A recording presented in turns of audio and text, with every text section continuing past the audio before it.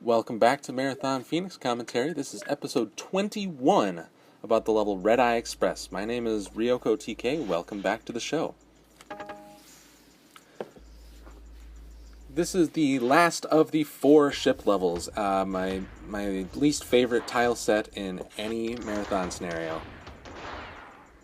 Definitely my least favorite to work with. But I like how this one actually turned out. I like to think of Chapter 5 in Phoenix as like the stylish chapter, because I think all of the levels look kind of cool and distinct in their own way. Because of course they are more Pfhor-centric than the previous 2 chapters were. The combat is generally a little bit on the lighter side, and that to sort of compensate, I use these easier levels to sort of, mess around with sort of the visual formula just a little bit.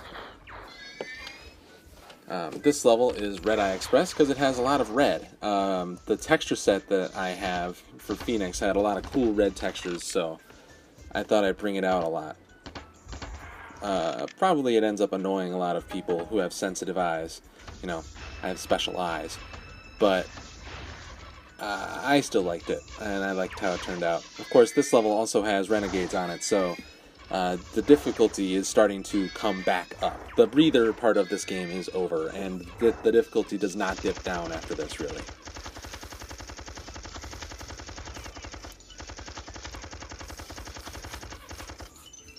I've originally made this level only because I felt like I needed to have another 4 level in the game. In the original release of Phoenix, there was really only one, and that was the Bistromath. This is, I think, one of my most devious secrets, is this purple recharger. I'm just going to go on an aside.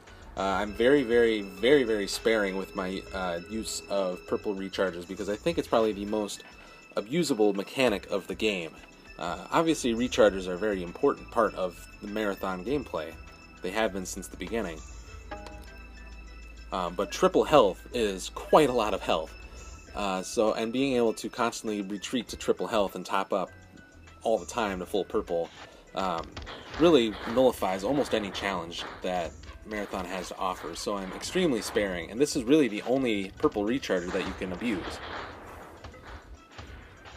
But of course it's a secret, and every time you want to use it, you have to make that tricky shot with your fusion cannon again. So I only use it, I think, one more time.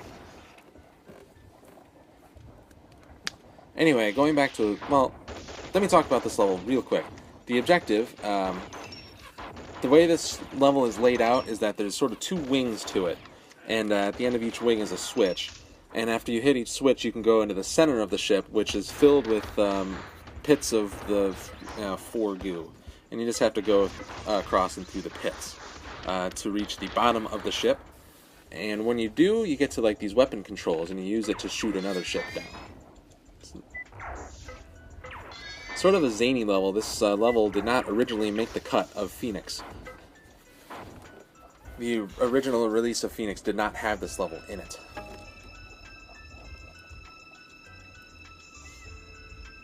And I think I had it mostly done. I think I had it just about all the way textured, but I didn't, flesh it out, and I didn't write the terminals for it when I originally released the game, because I didn't, at first, think it was that great. But then, for a while, I had it so that in Phoenix you could either go to the level Escape 2000, or you could go to this level.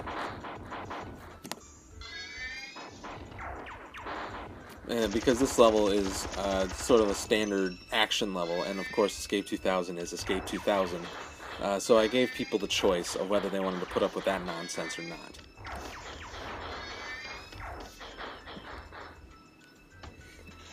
But when it came time for the re-release of Phoenix, I needed both levels to be in there. So now you have to play both levels.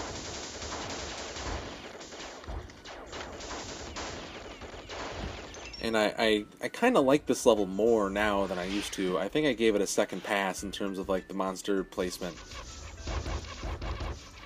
And with the upgrades of the weapons that I talked about in the previous video, you can pretty much just use the fusion cannon, or the fusion mortar, for almost the entire level, and it's just really, really strong because enemies are just packed together so tightly here.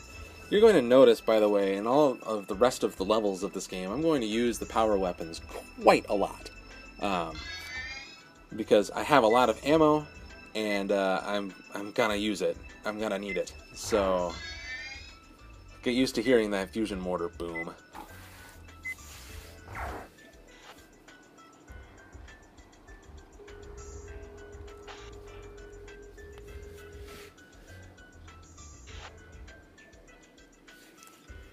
But yeah, I do kind of actually like how this level turned out. I think it actually looks kind of more like a spaceship than my other two attempts at 4 spaceship levels did. And I just kind of like the use of like the colors, because I think it makes this level very visually distinct, even more so than usual for an Alien level. Of course, when we're talking about visual distinction, nothing is going to compare to the next level. Spoiler alert, it's really cool. I mean that unironically, by the way. But I kind of like how this level came together architecturally, because one thing I'm not really showing in my my gameplay of this level is that all of the spaces in this level do kind of connect to each other. Because there's a lot of places where you can... The center of the level are these giant pits of the Pfhor slime. And as you progress through the level on either the left wing or the right wing, you can look through these windows and you can see the pits. And parts of each wing do mirror each other. This level is partially symmetrical, although each wing is, of course, different.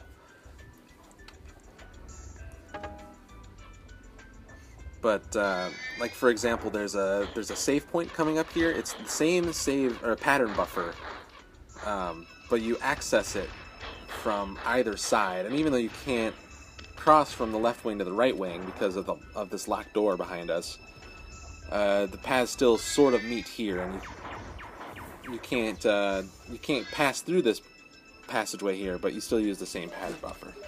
So I kind of like how the level is sort of linked up like that. But all in all, it's a pretty simple level with some pretty simple action set pieces. As you can see, it's only 11 minutes to clear this level, so that's not a huge time commitment.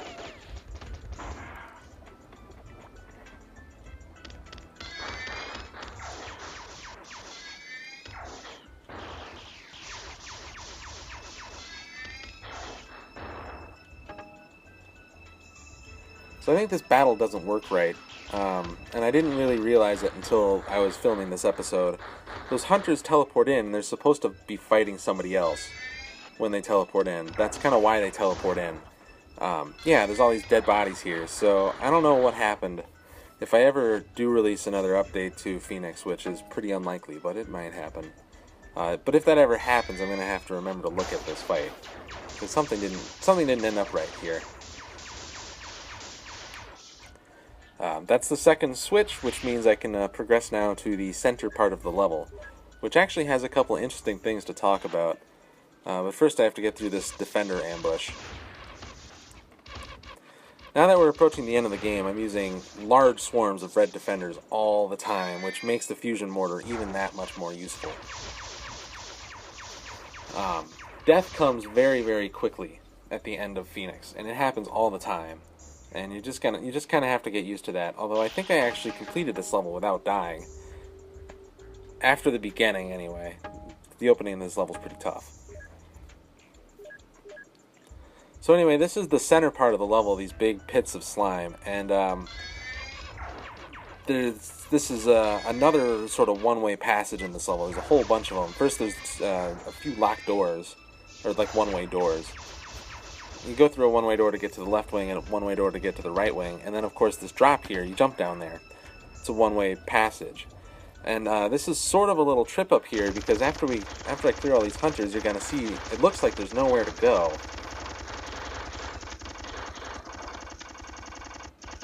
I don't know why I use the Imperials here.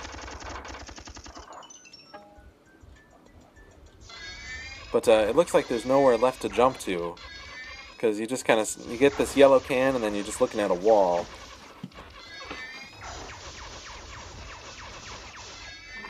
And the answer, of course, is that you have to jump into the pit of slime here and then swim through a fake wall, which when I initially designed it seemed perfectly obvious to me. Boom, there you go, you swim through this fake wall and now you're safe. Seemed perfectly obvious to me, but when I was rewriting terminals for the special edition, it came clear to me, or sort of clear to me, that wait a minute, that's not consistent with the rest of Phoenix's logic at all.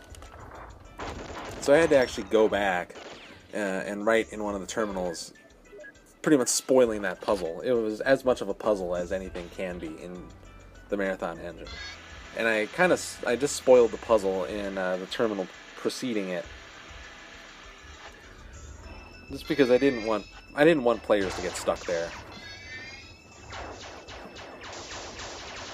That just didn't really seem like a good. It wasn't really meant to be a real brain teaser.